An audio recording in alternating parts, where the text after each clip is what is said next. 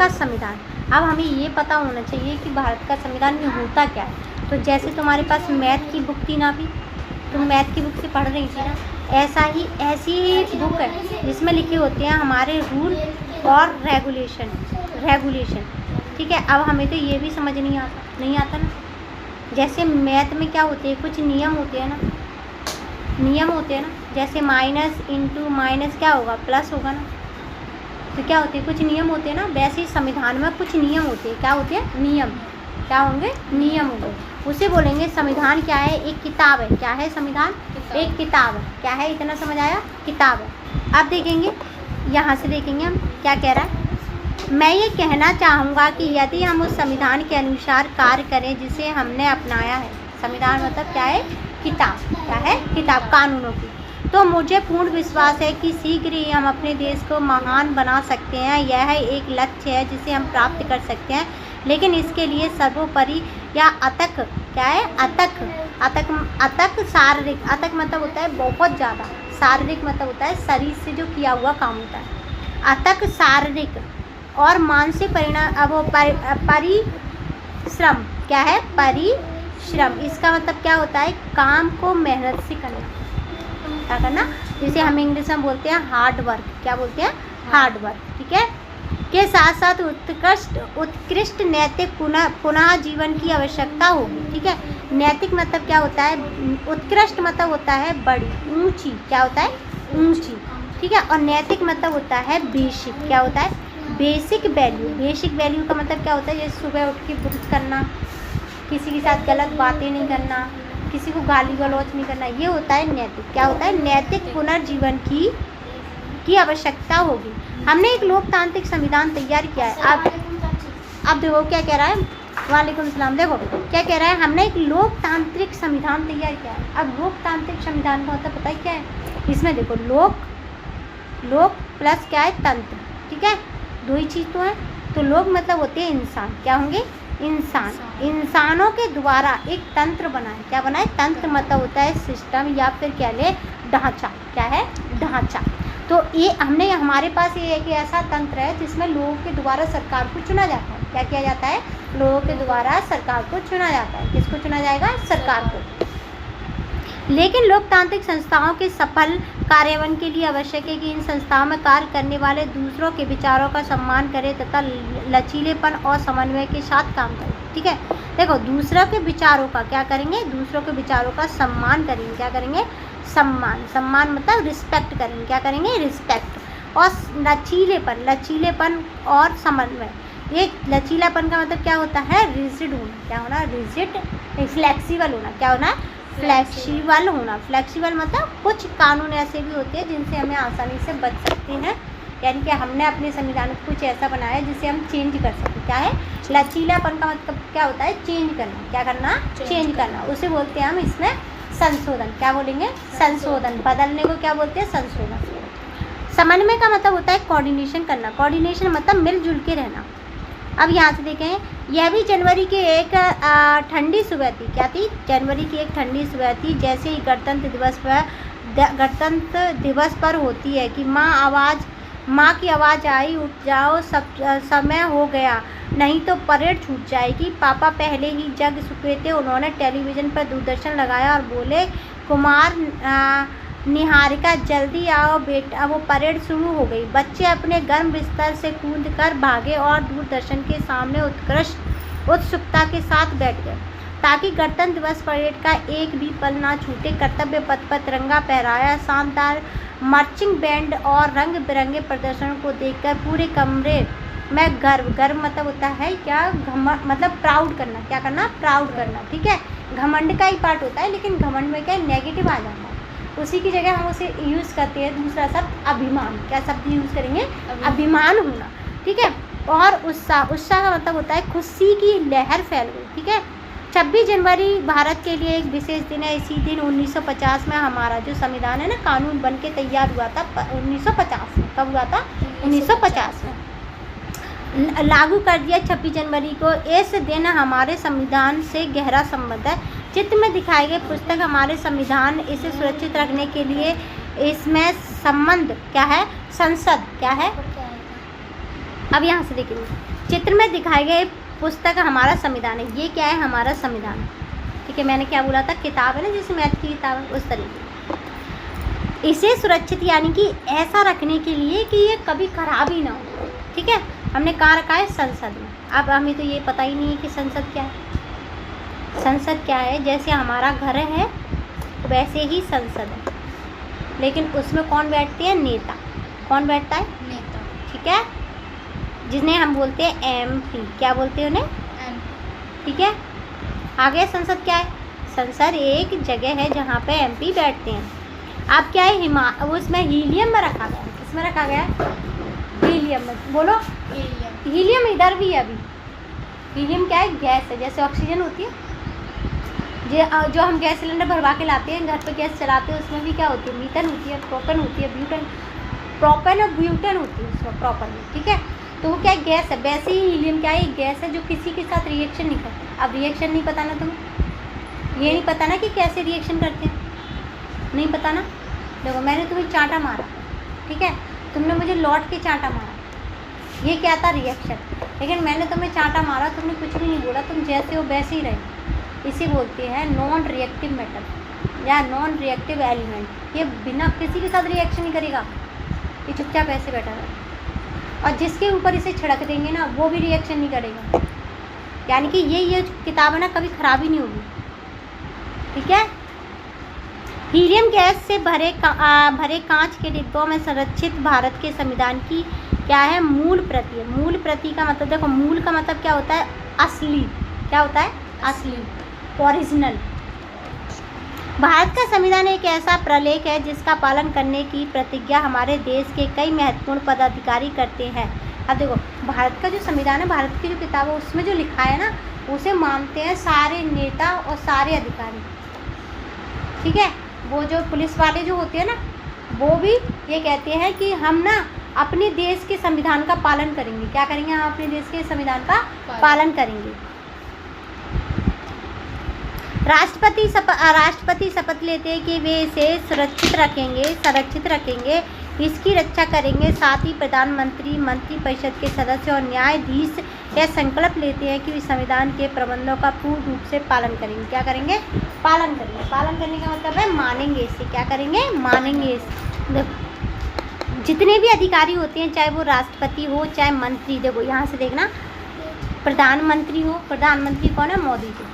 मंत्रिपरिषद के सदस्य हों, ये क्या लेते हैं? संकल्प लेते हैं संविधान के प्रारूपों का पूर्ण रूप से पालन करेंगे हम संविधान। ठीक है, अब क्या है? जितने भी सदस्य होते हैं, चाहे वो न्यायाधीश वगैरह हो, सब हो। संविधान क्या है?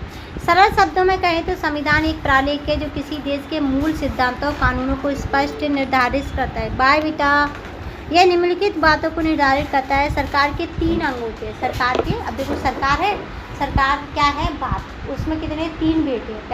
पहले का नाम क्या है? कार्यपालिका, विधायिका और न्यायपालिका। मानो तुम्हारी मम्मी है, मम्मी संविधान है, क्या है? नहीं, मम्मी सरकार है, क्या है? सरकार। और तुम 3 बहन भाई हो, 3 बहनें हो ना, तो तीनों के नाम क्या हो गए? कार्यपालिका, न्यायपालिका, विधायिका। ठीक है, पहली है तुम्हारी बहन जो बनाती है कानून। ठीक है, फिर तुम हो, कानूनों को तुम क्या करती हो? लागू करती हो। क्या करती हो? तुम लागू करती हो। तुम कहती हो कि तुम्हें ये मानना पड़ेगा।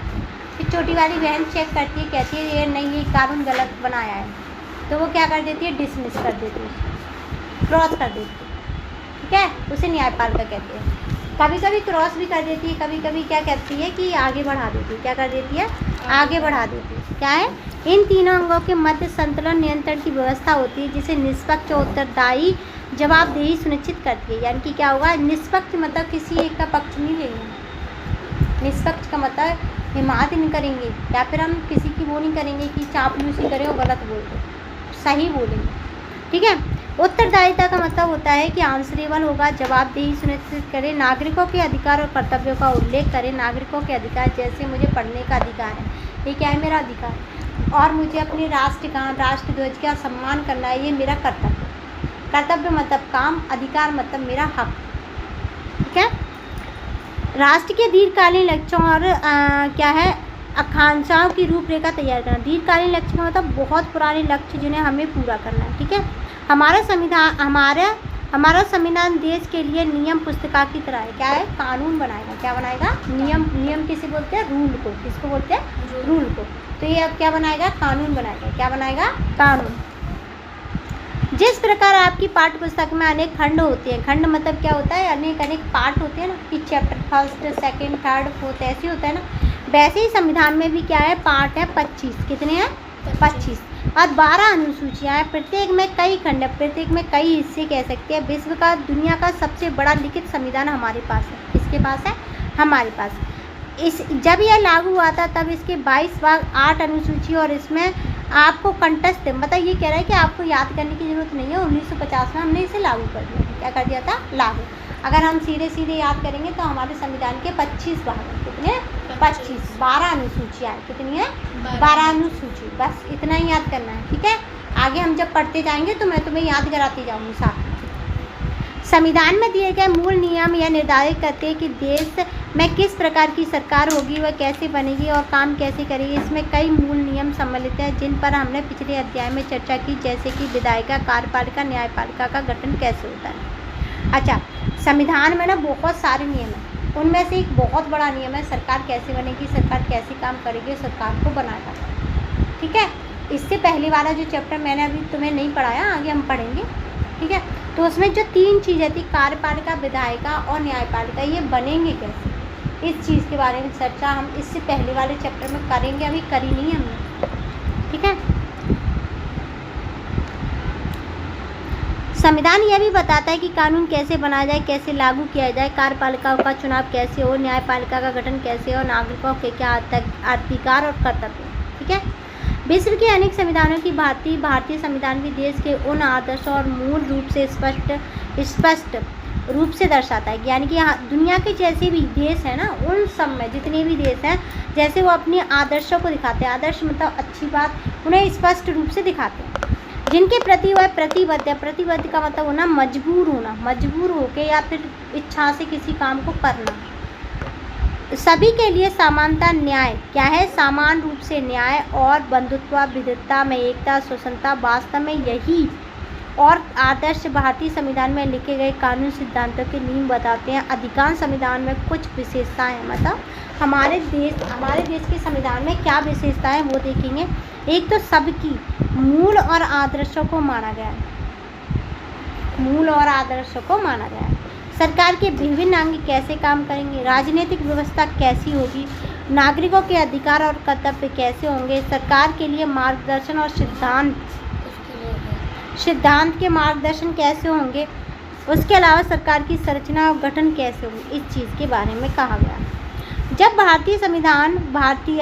जब भारत ब्रिटिश शासन में स्वतंत्रता के लिए संघर्ष कर रहा था, इस लाइन का मतलब है जब हम अंग्रेज़ों से लड़ रहे थे अपनी आज़ादी के लिए। किससे लड़ रहे थे? अंग्रेज़ों से। तब यह आवश्यक हो गया कि हम यह योजना बनाना आरंभ करें कि स्वतंत्रता प्राप्ति के पश्चात हम अपना शासन कैसे चलाएंगे। भारत जैसे विशाल यानी कि बड़े देश, जिसमें सांस्कृतिक रूप से विविधता और जटिल देशों में कई महत्वपूर्ण प्रश्नों के उत्तर देते थे। हम किस प्रकार की सरकार चाहिए, कौन से नियम और सिद्धांत हमारा मार्गदर्शन करेंगे, मतदान का तरीका किस तरीके से लिया जाएगा, विवादों का समाधान कैसे होगा।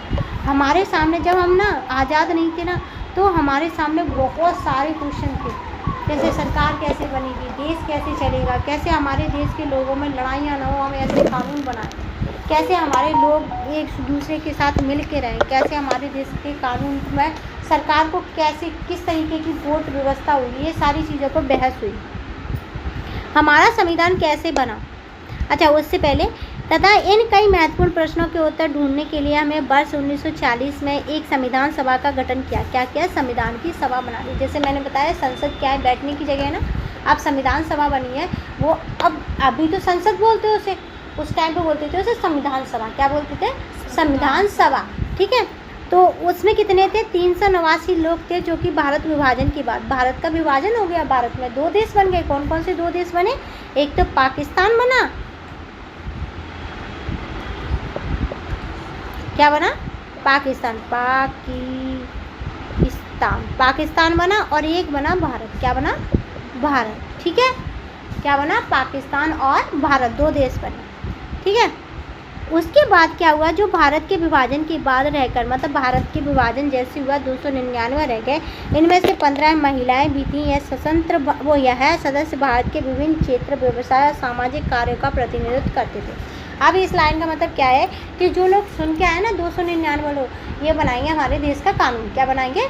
हमारे देश का कानून बनाएंगे, यानी कि उस किताब को बनाएंगे जिसे हम पढ़ के ये बताएं कि सरकार कैसे चुनी जाएगी। ठीक है, हमारा संविधान कैसे बना। भारतीय संविधान की रचना संविधान सभा द्वारा लगभग 3 वर्ष की अवधि में की गई। ये 3 वर्ष नहीं थे, 2 साल 18 दिन 11 महीने, 2 साल 11 महीने 18 दिन। ठीक है, 12 दिन कम थे 3 साल होने में। यह सभा 9 दिसंबर 1940 को गठित हुई और इसके सदस्य प्रांतीय विधायिका द्वारा चुने गए। प्रांतीय विधायिका का मतलब क्या है? प्रांत का मतलब क्या होता है? जैसे तुम किससे, यूपी से हो ना, तो ये क्या है? प्रांतीय विधायिका है। जो स्वतंत्र जनता द्वारा निर्वाचित थे, यानी कि जो जनता थी उन्हीं के द्वारा क्या थे, ये निर्वाचित थे। डॉक्टर राजेंद्र प्रसाद सभा के अध्यक्ष बने थे। कौन बने थे? राजेंद्र प्रसाद। यह कार्य 26 जनवरी 1949 को पूरा हुआ। परिणाम स्वरूप तैयार प्रलेख को भारत के संविधान के रूप में 26 जनवरी 1950 को अंगीकृत कर दिया गया है। अंगीकृत का मतलब क्या होता है? मानना।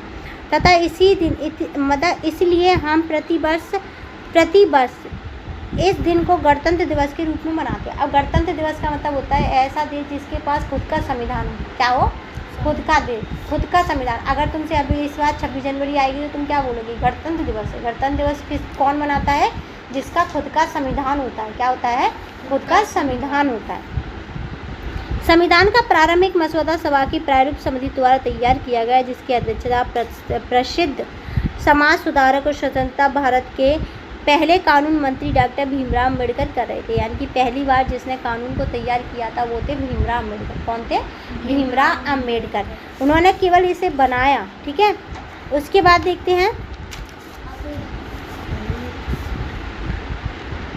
अच्छा, भारतीय संविधान को आकार देने और प्रभावित करने वाले कारक। अब इसका मतलब पता है क्या है? जैसे तुम इस ट्यूशन पे आई तो तुम्हें ऐसी कौन सी चीज़ थी जिस वजह से तुम यहाँ पे आए? तो वजह क्या थी? कि पढ़ाई को सही करना, यही तो वजह है। वैसे इसे कौन सी चीज़ है कि हम इसे बना रहे हैं और कहाँ से हम कानून ले रहे हैं, कौन सा कानून ले रहे हैं, उस चीज़ के लिए। भारतीय संविधान के निर्माण के समय इसमें अनेक कारकों ने प्रभावित किया। इसमें से भारतीय स्वतंत्रता संग्राम के अनुभव, यानी कि भारत की आज़ादी के टाइम का जितना भी एक्सपीरियंस था ना, वो हमने यहाँ पे क्या था, जितनी प्रॉब्लम हमें आई थी उन्हें ख़त्म करके बनाया गया। विचार और आदर्श प्रमुख थे आज, और साथ ही भारत की सांस्कृतिक सभ्यता विरासत भी इसमें महत्वपूर्ण भूमिका निभा रही थी। इसके अतिरिक्त अन्य देशों के संविधान से भी उपयोगी बातें ली गई थी। क्या ली गई थी? अन्य देशों से। क्या है? भारतीय स्वतंत्रता संग्राम का प्रभाव। भारतीय स्वतंत्रता आंदोलन के अनेक मुख्य आदर्शों मूल्यों को संविधान में स्थान दिया गया। स्वतंत्र भारत के लिए संविधान नींव का पत्थर था। मतलब आज़ादी जैसी हमें मिली और हमने अपना संविधान बना लिया, तो आज तक हम दुनिया के सामने भारत की तरह टिके हैं ना, किसी देश के सामने, तो ये हम संविधान से ही टिके हैं। किससे टिके हैं? संविधान से। स्वतंत्रता के भारत के स्वतंत्र संग्राम के कई प्रमुख नेता संविधान सभा के सदस्य थे, जिन्होंने अपने अनुभव और विचार संविधान में सम्मिलित किए। यह आदर्श और मूल है सभी के लिए सामान्यता और न्याय बंधुता भारत की सांस्कृतिक विरासत का संरक्षणता और भारत को इन्हीं आदर्शों की प्राप्ति के साथ साधन और उपाय के रूप में देखा गया। देखो, भारत कहता है कि सभी लोग क्या होंगे? समान होंगे, लेकिन किसके सामने? कानून के सामने। और सभी लोगों में बंधुत्व होगा, यानी कि भाईचारा होगा। सभी के हम संस्कृति को विरासत के रूप में समझेंगे, चाहे वो हिंदू हो, मुस्लिम हो, सिख, ईसाई, चाहे कोई सा भी इंसान हो, उसकी संस्कृति को बचाने का काम भारत के संविधान का है। किसका है? भारत के संविधान का। यह आदर्श स्वतंत्रता आंदोलन से प्राप्त अनुभव और शिक्षाओं ने अनेक कैसे और क्या संबंधी प्रश्नों का समाधान भी प्रस्तुत किया। ठीक है, अब यहाँ से देखेंगे, भारत एक राष्ट्र होने की यह भावना भारत में अंतहीन है। भारत एक देश है, इस चीज़ को भी हमने अपने संविधान में लिखा है। किस में लिखा है? संविधान में लिखा है। कुछ मौलिक सिद्धांत हमारी संस्कृति में गूढ़ रूप से समाहित हैं, जैसे मत वैधिज्ञा की स्वीकृति, प्रकृति को पवित्र मानना, ज्ञान और शिक्षा की निरंतर खोज, महिलाओं के प्रति सम्मान तथा वसुधैव कुटुंबकम, संपूर्ण विश्व एक परिवार है। क्या है, हमने क्या किया है, अपने देश को कैसे माना है, हमने ऐसे माना है जैसे बहुत ज़्यादा पवित्र देश है। शिक्षा को निरंतर रखा, खोज को भी हमने निरंतर रखा, महिलाओं के सम्मान में, और पूरी दुनिया को हमने एक परिवार माना। सर्वे भवन्तु क्या है, सुखानी, यानी कि सभी लोग क्या हो, सुखी हों, जैसे आदर्श नहीं है।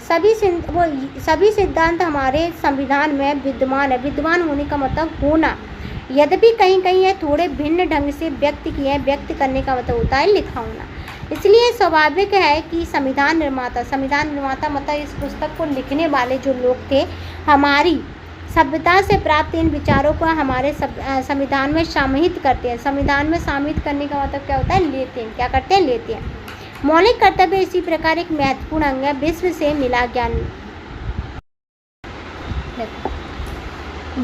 मिला ज्ञान में देखेंगे, भारतीय परंपरा के अनुसार नो भाद्र कर्तव्य यंत विश्व, अर्थात सभी दिशाओं से शुभ विचार मेरे पास है। यानी कि हमारे संविधान निर्माताओं मतलब कानून बनाने वालों ने क्या लिए, सारे ही नियम दूसरे देशों के लिए लिए। ठीक है, एक साथ दो मत काम करना, नहीं तो काम बेकार होते हैं। ठीक है, आराम से पढ़ो, कोई दिक्कत थोड़ी है। देखो, संविधान निर्माताओं ने फ्रांस क्या है, देश है, अमेरिका भी एक देश है, यूनाइटेड किंगडम ये भी एक देश है, आयरलैंड, ऑस्ट्रेलिया जैसे लोकतांत्रिक देश कौन से देश होते हैं, जिनमें लोगों के द्वारा सरकार चुनी जाती है। ना, फिर सरकार क्या करती है, उनके लिए सड़क बनाती है, हॉस्पिटल बनाती है, स्कूल बनाती है, रेलवे स्टेशन बनाती है, बस स्टॉप बनाती है ना। ठीक है, यहाँ से हमने लिए हैं सारे। संविधान का अध्ययन किया, उन्होंने यहाँ देखा कि कौन से विचार भारतीय संदर्भ में उपयोगी हो सकते हैं, यानी कि कौन से विचार हमारे लिए उपयोगी हो सकते हैं। उदाहरण के लिए स्वतंत्रता, समानता, बंधुत्व के उदाहरण फ्रांस के संविधान से लिए गए। जब फ्रांसीसी क्रांति मतलब फ्रांस में एक ऐसी क्रांति है जिसके बाद वहाँ का संविधान बना। क्या बना, संविधान से उत्पन्न हुए राज्य के नीति निर्देशक सिद्धांत, जिनके बारे में हम पढ़ चुके हैं, आयरलैंड के संविधान से ही प्रेरित है। यानी कि हमने क्या लिया, राज्य के नीति निर्देशक तत्व। राज्य के नीति निर्देशक तत्व क्या होते हैं, जिनमें केवल और केवल क्या होता है, हम उन्हें मानते हैं, लेकिन ज़रूरी नहीं है कि हम उन्हें ना इम्प्लीमेंट करें, फोर्सफुली इम्प्लीमेंट नहीं कर सकते। जैसे सरकार को ना शराब की दुकानें बंद करा देनी चाहिए, तो ये क्या है, एक फोर्स, मतलब ये है क्या है, एक DPSP है। क्या है, DPSP या direct principle of state policy या नीति निर्देशक तत्व इन्हें बोलते हैं। एक और है कि हमें मोनूमेंट पे कभी कुछ लिखना नहीं चाहिए। मोनूमेंट जानते हो, कुतुब मीनार के ऊपर कुछ नहीं लिखना चाहिए, लेकिन कुतुब मीनार जब तुम देखने गई होगी तो वहाँ पे बहुत सारे लोगों ने ऐसे दिल बना रखे होंगे, उस दिल में कटा होगा। हाँ, गए थे ना, तो देखा था ना। तो ऐसा नहीं करना चाहिए, ये नीति निर्देशक तत्व में आते हैं। ठीक है, जिसके बारे में आप पढ़ेंगे। आयरलैंड के संविधान से प्रेरित स्वतंत्रता न्यायपालिका की अवधारणा अमेरिका के संविधान से ली गई। यानी कि आयरलैंड के संविधान से हमने क्या लिए गए हैं, DPSP लिए हैं, यानी कि direct principle of state policy. और अमेरिका से लिया है हमने कि न्यायपालिका हमारी अलग होगी। क्या होगी, न्यायपालिका हमारी अलग होगी। आप देखो, 1789 की फ्रांसीसी क्रांति के दौरान मानव और नागरिक अधिकारों की घोषणा की गई। यानी कि इंसानों के लिए उनके खुद के अधिकार होंगे, जैसे खुद का अधिकार क्या है, शिक्षा, पढ़ना, घूमना फिरना, खाना, सोना, कपड़े अपनी मर्जी से पहनना, ये सारे क्या है, मानव के अधिकार। क्या है, मानव के अधिकार की तैयारी की गई, जो समानता और स्वतंत्रता और न्याय जैसे सिद्धांतों पर आधारित थी। इनसे विश्व के अनेक भागों में इन मूल्यों के प्रसार में सहायता की गई और कई देश जैसे फ्रांस संविधान के इन आदर्शों को अपनाया और अनुकूलित किया। अनुकूलित। अब देखेंगे एक प्राचीन गुरुकुल का दृश्य। हमने अपने संविधान में क्या किया, एक पुराना गुरुकुल मतलब क्या होता है, स्कूल का एक दृश्य लिया है। रामायण का एक दृश्य, राम की लंका विजय और सीता का पुनरागमन, यानी कि हमने रामायण का एक भाग लिया है। एक हमने महाभारत का भाग लिया है, जिसमें दिखाया गया है कि कृष्ण अर्जुन को क्या कह रहा है, उपदेश दे रहा है। उपदेश का मतलब क्या होता है, अच्छी बातें बता रहा है, जिससे कि वह युद्ध को जीत सके। क्या कर सके, युद्ध को जीत सके। और उड़ीसा की मूर्ति कला का एक दृश्य। मूर्ति कला का दृश्य का होता है, एक मूर्ति है जिसमें दिखाया गया है कि किस तरीके से, अब देखो हमने क्या देखा, उड़ीसा की एक मूर्ति कला। मूर्ति किसे कहते हैं? जैसे तुम्हारा डिजाइन बना दे पत्थर में, उसे बोलेंगे मूर्ति। क्या बोलेंगे उसे? मूर्ति। फिर उसके बाद दिया हमें, क्या दिया है, नटराज की एक छवि, ठीक है। और उसके बाद दिया है महाबलीपुरम से एक दृश्य, भागीरथी की तपस्या, गंगा का अवतरण। यानी कि भागीरथी क्या है, गंगा का ही दूसरा नाम है। जब स्टार्टिंग में चलती है ना गंगा, तो गंगा को भागीरथी कहते हैं। तो उसका क्या दिया, अवतार दिया है कि वो कैसे बनी। फिर उसके बाद अकबर और मुग़ल स्थापत्य कला से संबंधित एक दृश्य। अकबर मतलब मुग़लों में सबसे ज़्यादा प्रसिद्ध जो राजा था वो अकबर था। क्या था? अकबर। उसके बाद यह है नालंदा विश्वविद्यालय का एक दृश्य, जो भारत के प्राचीन विश्वविद्यालय में से एक था। अब विश्वविद्यालय पता है तुम्हें क्या होते हैं? देखो, तुम्हारा तो विद्यालय, अगर यहीं पर कॉलेज की पढ़ाई करवाए तो उसे बोलते हैं विश्वविद्यालय, ठीक है। अब विश्वविद्यालय पता चल गया क्या है, तो चलो बताओ क्या है विश्वविद्यालय? जहाँ पे कॉलेज की पढ़ाई। हाँ चाची पहले याद करके लिखो। हाँ। फिर उसके बाद देखेंगे भारतीय संविधान की मुख्य विशेषता। क्या देखेंगे? भारतीय संविधान की मुख्य विशेषता। संविधान की मुख्य विशेषताओं से परिचित होने से पहले आइए कक्षा 6 में पढ़ा दी गई कुछ अवधारणाओं या पुनर्अवलोकन करते हैं। यानी कि कुछ अवधारणाओं को देखते हैं, कुछ विचारों को देखते हैं, कुछ क्वालिटी देखेंगे। क्या देखेंगे? क्वालिटी। सरकार के 3 अंग होते हैं। सरकार के 3 अंग बताओ क्या है? न्यायपालिका, कार्यपालिका, विधायिका। वेरी गुड, तुम्हें तो याद है। फिर इसके बाद देखेंगे प्रभाव कार्य प्रणाली के लिए शक्तियों का पृथक्करण अत्यंत आवश्यक है। अब देखो, इसमें शक्तियों का पृथक्करण बोला है ना। अब बताओ, तुमने तीनों नाम कैसे याद किए? क्योंकि तुम्हारी तीनों बहनों के नाम थे ना, तीनों बहनों के। अब तीनों बहनों की शक्तियों को हमने बांट दिया, अलग अलग कर दिया। क्या कर दिया? अलग अलग कर दिया। अगर हमने उन तीनों की शक्तियों को, मतलब तुम्हारे आधे अधिकार तुम्हारी बहन को दे दिए, तुम्हारी बहन के आधे अधिकार तुम्हें दे दिए, तो लड़ाई होगी ना। तो तुम्हारे अधिकार तुम्हारे हैं, उसमें वो नहीं बोल सकती, और उसके अधिकार उसके हैं, उसमें वो नहीं बोल सकती। इसे बोलते हैं शक्तियों का पृथक्करण। क्या बोलते हैं इसे? शक्तियों का पृथक्करण। याद रहेगा। विधायिका कानून निर्माण करती है। विधायिका क्या करती है? मैंने उस दिन बताया था ना, विधायिका जिसका नाम हो कानून बनाएगा। क्या बनाएगा? कानून। प्रधानमंत्री की अगुवाई में कार्यपालिका इन कानूनों को लागू करती है। प्रधानमंत्री की अगुवाई का मतलब क्या होता है? प्रधानमंत्री कहेगा तभी ये चीज़ें लागू होंगी। न्यायपालिका यह सुनिश्चित करती है कि बनाए गए सभी कानून संविधान के अनुरूप हों। यानी कि जो हमारी किताब है ना, अगर उसी के अनुसार होंगे तो न्यायपालिका कहती है कोई बात नहीं, जाने दो, अच्छी चीज़ है, ठीक है। अगर उसके अनुरूप नहीं होते तो न्यायपालिका कहती है कि यह तो संविधान का उल्लेख है। क्या है? उल्लंघन है। क्या है? उल्लंघन। अगर तुमने उल्लंघन किया तो हम तुम्हें दंड देंगे। दंड मतलब तुम्हें सजा देंगे, ठीक है। यहाँ हमारे यहाँ सरकार की त्रिस्तरीय व्यवस्था होती है। यानी कि हमारे यहाँ सरकार 3 तरीके की होती है। कितने तरीके की होती है? 3 तरीके की सरकार है एक। फिर उसके बाद 3 तरीके की। देखो, सरकार के हमारे पास 3 भाग है। क्या है? देखो, केंद्र सरकार में मोदी जी हैं, राज्य सरकार में तुम्हारे यहाँ योगी जी हैं, और लोकल में वो तुम्हें देखना पड़ेगा कौन, ठीक है। लोकल पता है क्या है? जो गांव में सरपंच होते हैं वो लोकल है, ठीक है। और जो सीएम है, सीएम जैसे योगी जी, मोदी जी, केंद्र सरकार में। 3 तरीके की सरकार पता चल गया। एक केंद्र सरकार, एक राज्य सरकार, और एक लोकल गवर्नमेंट जिसे क्षेत्रीय गवर्नमेंट कहते हैं। क्या कहते हैं? जिसे क्षेत्रीय गवर्नमेंट। 3 तरीके की सरकार होती है हमारे पास। कौन? अब दोनों सुनो बेटा। देखो, 3 तरीके की सरकार होती है। एक तो केंद्र सरकार, एक राज्य सरकार, और एक होती है लोकल। लोकल को बोलते हैं क्षेत्रीय सरकार। क्या बोलते हैं उन्हें? क्षेत्रीय सरकार।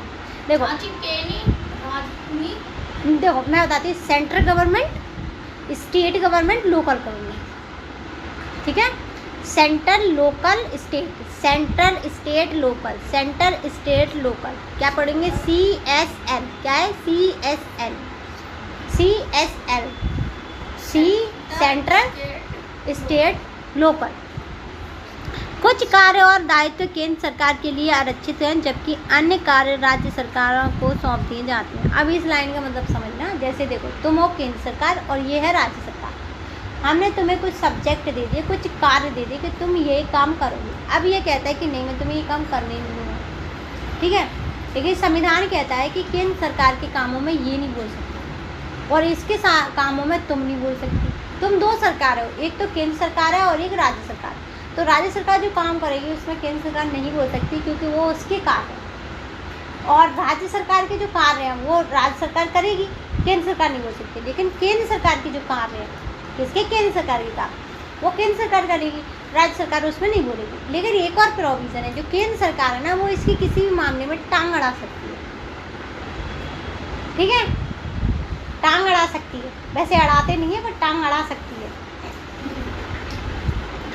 आप देखेंगे संविधान इन बिंदुओं को व्यापक रूप से निर्धारित करता है। यह सरकार के प्रत्येक अंग की भूमिका, यानी कि कौन सी सरकार, उनके कार्य। देखो, हर सरकार की भूमिका का मतलब होता है रोल। जैसे मम्मी को हम घर में सेटा दें तो क्या होगा, कपड़े कौन धोएगा, कपड़े प्रेस कौन करेगा, खाना कौन बनाएगा, घर की सफाई कौन करेगा। तो ये क्या है, सरकार की भूमिका है। क्या है ये, सरकार की भूमिका। कार्य उनका उत्तरदायित्व, जवाबदेही, स्पष्ट व्यवस्था के स्पष्ट रूप से परिभाषित करता है। इसके अलावा ऐसा निर्वाचित तंत्र भी है, इसमें एक ऐसा तंत्र भी है जिससे निर्वाचन होता है, यानी कि वोटिंग होती है। इससे देश के प्रत्येक पात्र नागरिकों को मतदान का अवसर सुनिश्चित हो सकता है। क्या हो सकता है, अवसर मिल सकता है। मौलिक कर्तव्य पता है क्या होते हैं, ऐसे कर्तव्य जिन्हें संविधान भी चाहे, आज के टाइम पे संविधान भी चाहे तो उन्हें हटा नहीं सकता। न्यायपालिका चाहे तब भी नहीं हट सकती, कार्यपालिका चाहे तब भी नहीं हट सकते, और कोई सी भी पालिका चाहे तब भी हमारे मौलिक कर्तव्य नहीं हट सकते। ठीक है, अगर मौलिक कर्तव्य हो हट जाते इस देश से, तो ये बात हकीकत है कि इस देश में माइनॉरिटी का बुरा हाल होता। क्या होता, बुरा हाल। आप देखेंगे इसके मौलिक कर्तव्य और अधिकारों के कुछ उदाहरण हमें सूचना चित्र में दिए गए हैं। संविधान के अन्य पहलू जैसे मौलिक कर्तव्य, मौलिक अधिकार, राज्य के नीति निर्देशक तत्व हमारे देश के संविधान निर्माता द्वारा भारत के सामाजिक आर्थिक दृष्टिकोण का सार प्रस्तुत करते हैं। सार मतलब क्या होता है, निचोड़। क्या करते हैं, निचोड़ प्रस्तुत करते हैं। हम जो उदाहरण सूचना चित्र में प्राप्त करते हैं उन सिद्धांतों का चित्रण करते हैं जिनका पालन क्या करती है, सरकार करती है। क्या करती है, सरकार करती है। राज्य के नीति निर्देशक तत्व जो होते हैं वो क्या करते हैं, हमारे लिए सरकार के लक्ष्य बनाते हैं। लक्ष्य मतलब क्या होता है कि ना, वो केवल एक गोल बनाएंगे। जैसे मेरा गोल क्या है कि अभी मुझे एट द पॉइंट मुझे ये कोचिंग भरनी है। क्या करना है, भरनी है। तो मुझे इस कोचिंग को भरने के लिए क्या करना पड़ेगा, मुझे क्या करना पड़ेगा, अच्छा पढ़ाना पड़ेगा। ऐसी सरकार के गोल होते हैं। तो सरकार को अच्छा काम करना पड़ेगा, तभी वो अपने लक्ष्य को प्राप्त कर सकते हैं, जिन्हें सरकार को प्राप्त करने का प्रयास करना चाहिए। यह उस दिशा को दर्शाते हैं जिसमें संविधान निर्माताओं ने देश को आगे बढ़ते देखना चाहा, जिससे कि हम भारत के सभी नागरिकों के लिए उन्नति मतलब प्रोग्रेस हो सके। उदाहरण के लिए देश के प्रत्येक व्यक्ति को एक अच्छे जीवन स्तर का अधिकार मिलना चाहिए। प्रत्येक जीवन मतलब अच्छे जीवन स्तर का, क्या कह रहा है, अच्छे जीवन स्तर का क्या मिलना चाहिए, अधिकार। अब अच्छा जीवन क्या होता है पता है तुम्हें, जिसमें हमें दवाइयाँ मिले, जिसमें हमें खाना मिले, जिसमें हमें शिक्षा मिले, जिसमें हमें क्या मिले, ट्रांसपोर्टेशन मिले, जिसमें हमें सिक्योरिटी हो। सबसे पहले सिक्योरिटी क्या हो, सिक्योरिटी यानी कि सुरक्षा हो, उसे कहते हैं अच्छा जीवन। क्या कहते हैं उसे, अच्छा जीवन। हमारी नज़रों में पता है अच्छा जीवन क्या है, घूमना फिरना, खाना, मौज मस्ती करना, ये नहीं है।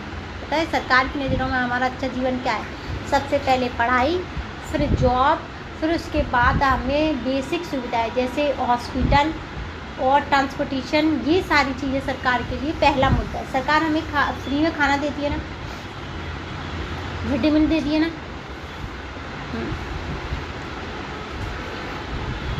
हमारे संविधान निर्माताओं ने यह व्यवस्था निश्चित उद्देश्य से बनाई थी। वे चाहते तो मूल अधिकार ऐसे होते जिन्हें तुरंत प्राप्त किया जा सके, और कुछ बड़े लक्ष्य नीति निर्देशक तत्व होते जिन्हें देश की प्रगति के साथ धीरे धीरे प्राप्त किया जाए। मतलब हमारे संविधान निर्माताओं का मतलब ये था कि मौलिक अधिकार सबके लिए इक्वल होनी चाहिए और राज्य के नीति निर्देशक ऐसे होने चाहिए जिस पर सरकार लगातार काम करे। क्या करे, लगातार काम करे।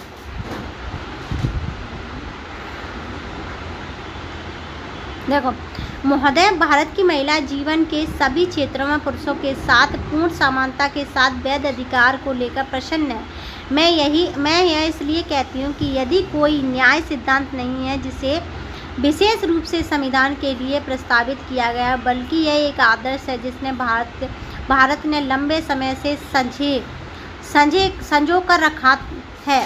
यद्यपि कुछ समय तक सामाजिक परिस्थितियों ने दुर्भाग्यवश इसे व्यवहारिक रूप से विफल कर दिया है, यह संविधान उस आदर्श की पुष्टि करता है और यह प्रभावी आश्वासन देता है कि भारतीय गणराज्य में महिलाओं के अधिकारों का विधि के अनुसार पूर्ण सम्मान किया जाए। देखो, बेगम एजाजा रसूला, ठीक है, 1949 का दिन है, 22 नवंबर संविधान सभा में बहस के दौरान, मतलब वो एक लेडीज़ है, लेडीज़ कहती है कि ना मैं बहुत खुश हूँ कि हमें क्या मिल रहे हैं, बराबर के अधिकार मिल रहे हैं। क्या मिल रहे हैं? बराबर के अधिकार है। और इसमें संविधान सभा को क्या कहना चाहती हूँ?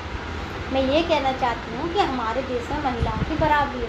अब बताओ ये कह किस बेस पर रही थी? पूरे संविधान में तो 15 महिलाएं थी, तो बराबरी कहाँ से हुई?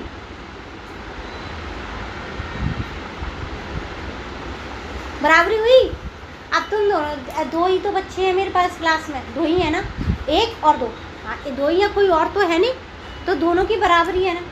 अब मानो मैं यहाँ पे 299 लोग रखूँ और 299 से केवल 15 महिलाएं रखूँ, बाकी सारे लड़के रखूँ, तो कहाँ से बराबरी हुई बहन?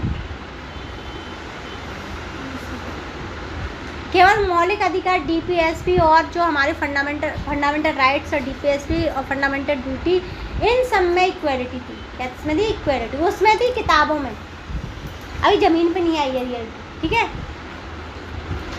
अब देखेंगे स्वतंत्रता का अधिकार अनुच्छेद 14 में दिया है। क्या दिया है? समानता का अधिकार। किस में दिया है? समानता का अधिकार। सब इक्वल होंगे, everyone is the equal in front of the law, चाहे वो चीफ जस्टिस ऑफ इंडिया हो, चाहे अब्दुल्ला हो, ठीक है, चाहे दिव्या हो, कोई दिक्कत नहीं है ना, दिव्या, सभी ये बराबर है ना। कानून के समक्ष समानता, जीवन, स्वतंत्रता का अधिकार। स्वतंत्रता का अधिकार, मैं क्या खा रही हूँ, क्या पहन रही हूँ, ये क्या है? स्वतंत्रता का अधिकार है। किससे शादी कर रही हूँ, कहाँ घूमने जा रही हूँ, ये सब कुछ क्या है? स्वतंत्रता का अधिकार है। क्या है? स्वतंत्रता का अधिकार। शोषण के विरुद्ध अधिकार। अब ये शोषण समझ आया है तुम्हें? नहीं आया ना? बोला करो ना, गूंगी थोड़ी है, बोलती है बढ़िया। देखो, शोषण का अधिकार क्या है? मेरे पास कहाँ है? मैंने तुम्हें हाथ ही खींच के 4-5 थप्पड़ जड़ दिए, ठीक है, और झड़ने के बाद बोला कि सफाई करो, जबकि तुम्हारा काम नहीं है। तुम्हारा काम क्या है कि आओगी, पढ़ोगी, अपने घर जाओ, यही तो काम है, और याद करोगी। इसे बोलते हैं शोषण। क्या बोलते हैं इसे? शोषण। क्या बोलेंगे इसे? शोषण के विरुद्ध अधिकार। इसके विरुद्ध भी हमें अधिकार है। जैसे होटलों में बच्चे काम कर रहे हैं, तो होटलों में काम नहीं कर सकते बच्चे। किसी मिल में काम करते हैं, तो उसमें बच्चे काम नहीं कर सकते, क्योंकि बच्चों का तो 6 साल से लेकर के 14 साल तक पढ़ने का अधिकार है, सरकार ने दिया है ना। फिर उसके बाद आता है शिक्षा का अधिकार। अनुच्छेद 21 का ये कहता है कि जितने भी लोग हैं, जितने भी बच्चे हैं जिनकी उम्र 14 साल से कम है, उन्हें कोई भी इंसान काम पे नहीं लगा सकता, वो शिक्षा ही लेंगे। क्या लेंगे? शिक्षा। शिक्षा का मतलब क्या होता है? पढ़ाई। राज्य के नीति निर्देशक तत्व देखेंगे। क्या देखेंगे? राज्य के नीति निर्देशक तत्व। अनुच्छेद 38 कहता है कि सामाजिक, राजनीतिक और आर्थिक न्याय हो, मतलब समाज में न्याय हो, पैसों में न्याय हो और राजनीति में न्याय।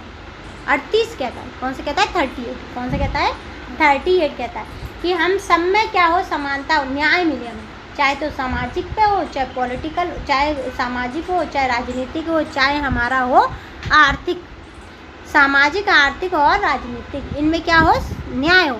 अनुच्छेद 41 कहता है कि कल्याणकारी सरकार हो, ऐसी सरकार हो जो सभी के भले की सोचती है। जैसे हमें क्या दे रहे हैं? राशन देते हैं, खाना देते हैं, किताबें देते हैं, तो कल्याणकारी सरकार है ना। कैसी है? कल्याणकारी सरकार।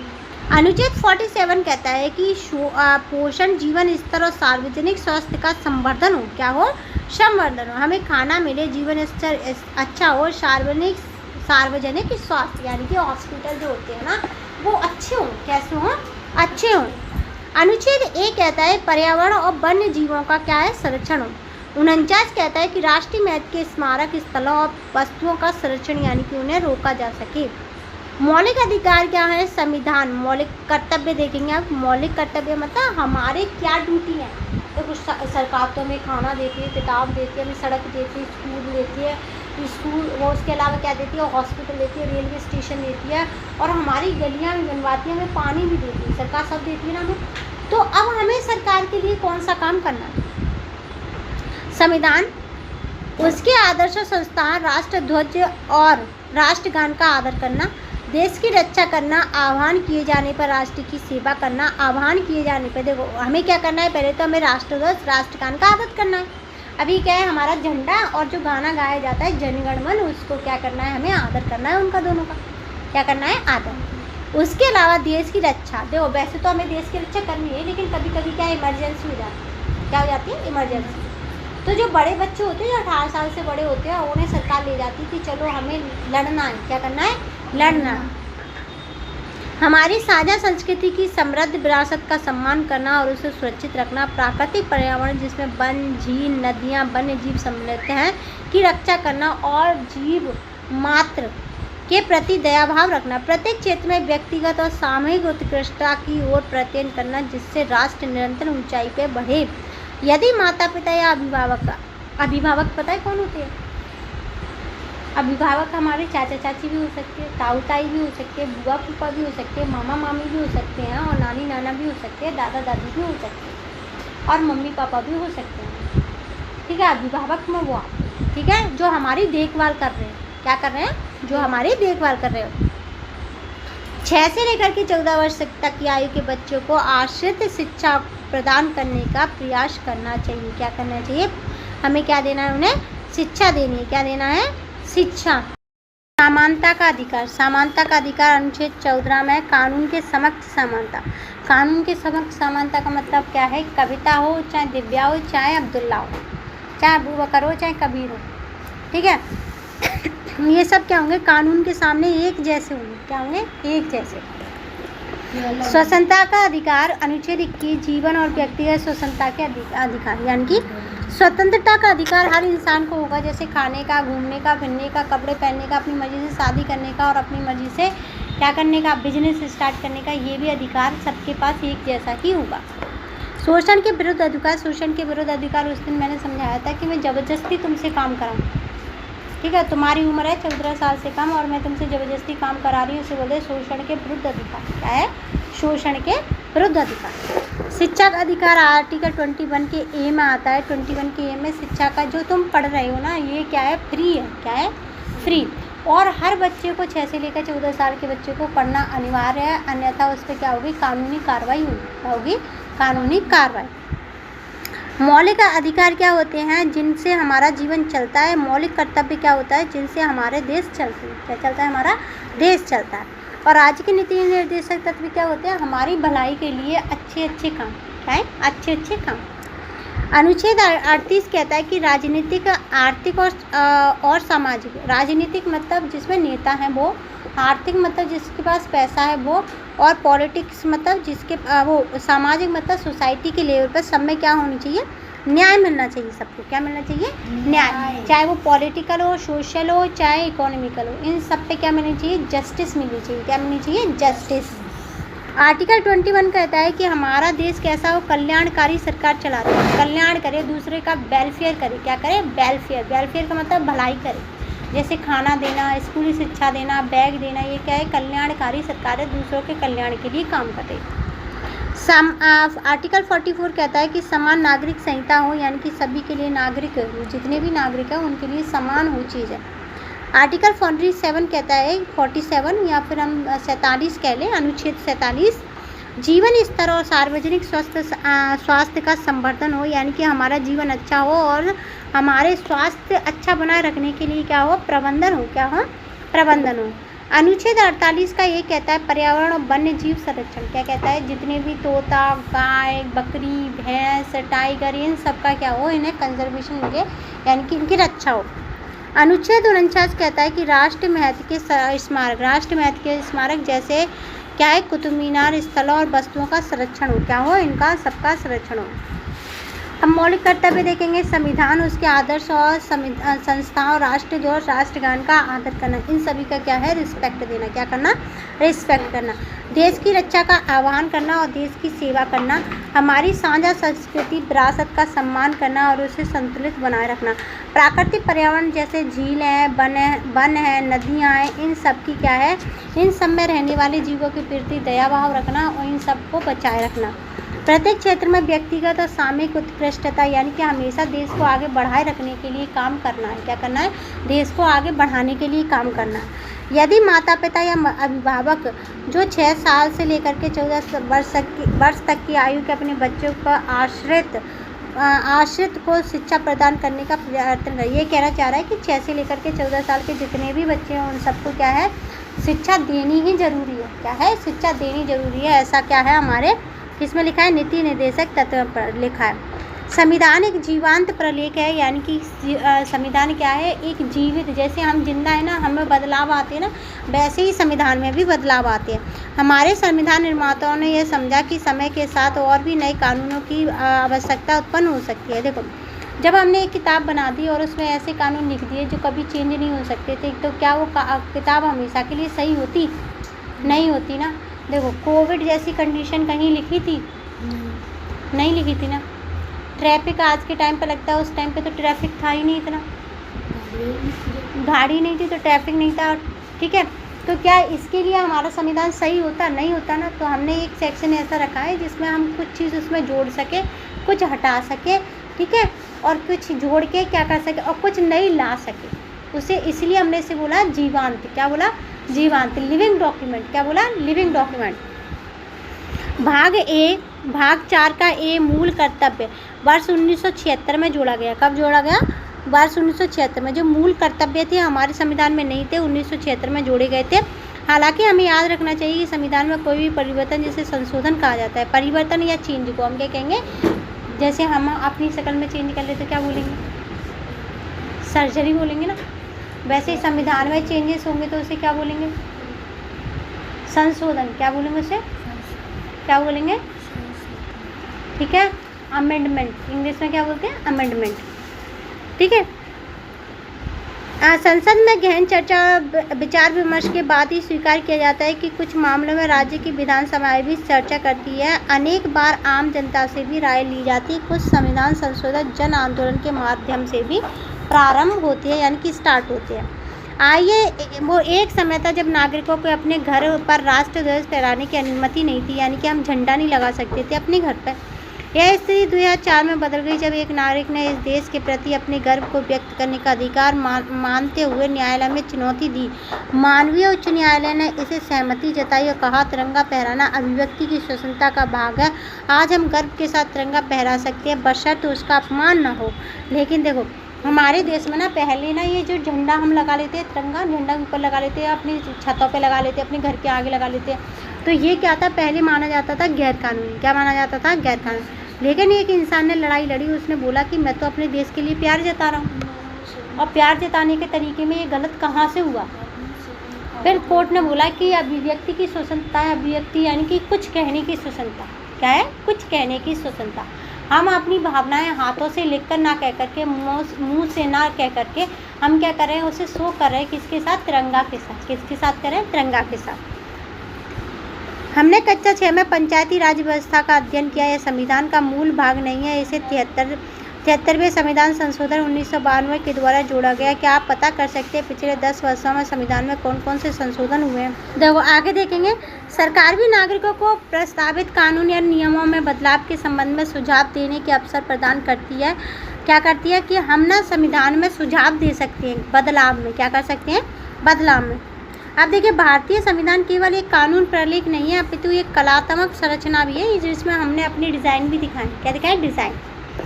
प्रेम बिहारी नारायण रायजादा ने संविधान का मूल पाठ अपनी सुंदर हस्तलिपि में लिखा है, यानी कि जिसने लिखा है उसका नाम है प्रेम बिहारी नारायण रायजादा। नंदलाल बोस एवं उनके सहयोगियों ने इसके प्रत्येक पृष्ठ को मोहनजोदड़ो से लेकर के स्वतंत्रता आंदोलन तक के ऐतिहासिक दृश्य बनाकर सजाया है। मोहनजोदड़ो क्या है, मृतकों का टीला, यही तो है मीनिंग उसका। इंग्लिश में तो नाम था ही, इसका कोई लिखा ही नहीं था उधर। तो चल देश बता दे, किस देश में मोहनजोदड़ो? पाकिस्तान किस नदी के किनारे है? इंडस रिवर पास। अरे भाई खतरनाक बच्चे आते हैं मेरे पास। ठीक है, गलत है। सारे आंसर सही है। उद्देशिका को समझना, उद्देश्य, अरे तू उद्देशिका को समझना देखेंगे। भारतीय संविधान के मार्गदर्शन यानी कि मूल संविधान के महत्वपूर्ण मूल नीतियों क्या होती है? प्लानिंग, जैसे सड़क बननी है, स्कूल बनना है, ये क्या है? नीतियाँ हैं। क्या है? नीतियाँ। निर्णय हेतु नीति निर्देशक प्रदान किए गए जिनका सरकार द्वारा पालन किए जाना अपेक्षित नहीं है, यानी कि अगर सरकार पालन करती है तो भी कोई दिक्कत नहीं है, नहीं करती तब भी कोई दिक्कत नहीं है। ठीक है। नागरिकों से भी अपेक्षा की जाती है कि वे अपनी क्षमता के अनुसार इन मूल्यों का पालन करें। ये मार्गदर्शन मूल्य पूरे संविधान में समाहित है, यानी कि समाहित का मतलब मिला हुआ है, लेकिन उनका सारा उद्देश्य में संचित है। उद्देश्य का पता है क्या है? पहला पेज। क्या है? पहला पेज। उद्देश्य का क्या है? पहला पेज। क्या है? पहला पेज। इसलिए अब हम इस उद्देश्य का अध्ययन करेंगे। क्या करेंगे? अध्ययन। देखो पहला इसमें देखेंगे हम भारत के लोग। ठीक है। यह संविधान के लोग, यह संविधान भारत के लोगों ने स्वयं अपने प्रतिनिधियों के माध्यम से बनाया है और अपनाया है, जिसे ना तो किसी राजा ने हमें दिया है, ना ही किसी बाहरी शक्ति ने। हम भारत के लोग जैसे ही आता है ना, तो हम ये कहना चाहते हैं कि हमने बनाया है इस संविधान को अपने नेताओं से कहकर। ठीक है। आप देखेंगे संप्रभुत्व। संप्रभुत्व का मतलब क्या होता है? लोकतंत्र में सभी मामलों में सर्वोच्च राजनीतिक शक्तियां लोगों में निहित होगी, कोई भी बाहरी शक्ति भारत सरकार को निर्देश नहीं दे सकती। संप्रभुत्व का मतलब क्या होता है? कोई भी हमें क्या नहीं दे सकता? ऑर्डर नहीं दे सकता। क्या नहीं दे सकता? ऑर्डर। क्योंकि संविधान को हमने बनाया अपने लिए, किसी राजा ने नहीं दिया, किसी बाहरी ताकत ने नहीं दिया। ठीक है। समाजवादी, संपत्ति का उत्पादन समाज में होता है और उसका लाभ समाज के लोगों के बीच में साझा होना चाहिए। सरकार भूमि और उद्योग के स्वामित्व को नियंत्रित कर सकती है, जिससे सामाजिक आर्थिक और असमानता को कम किया जा सकता है।